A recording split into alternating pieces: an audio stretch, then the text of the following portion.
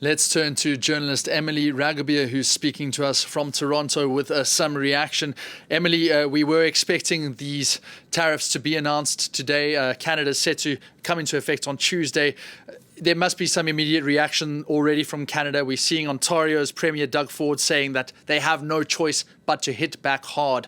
What more can we expect? As it stands right now, Donald Trump has officially waged a trade war against his closest trading partner and closest ally. This is something that the Canadian government has long tried to prevent since back in November, when Donald Trump originally echoed that he is intending to put these trade tariffs on Canada. But you know, it's a matter of wait and see. He promised he would enforce this on day one of his presidency. That day has come and gone. Now, as you just mentioned, it is February 4th, this Tuesday coming, that Canada and Mexico and China will see these tariffs take effect. And, you know, Donald Trump, the president, just tweeted not too long ago saying, I have implemented these 25% tariffs on imports from Mexico and Canada. He goes on to say this was done through International Emergency Economic Powers Act because of the major threat of illegal aliens and deadly drugs killing our citizens. Now, to be clear,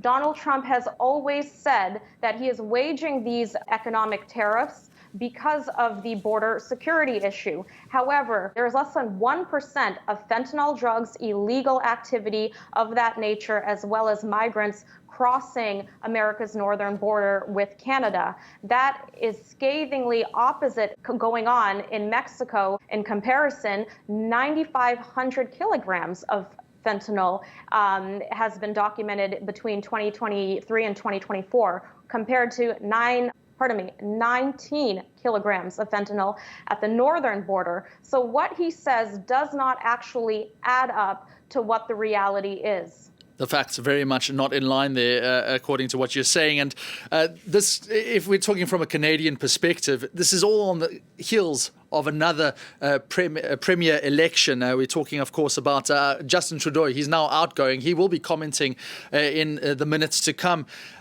This is certainly not what the Canadian government wants at this time. Absolutely not. I mean, in a way, Donald Trump has really caught Canada without a batting hand. Having said that, Justin Trudeau is still Prime Minister of this country. We are expecting a new Prime Minister in the coming weeks.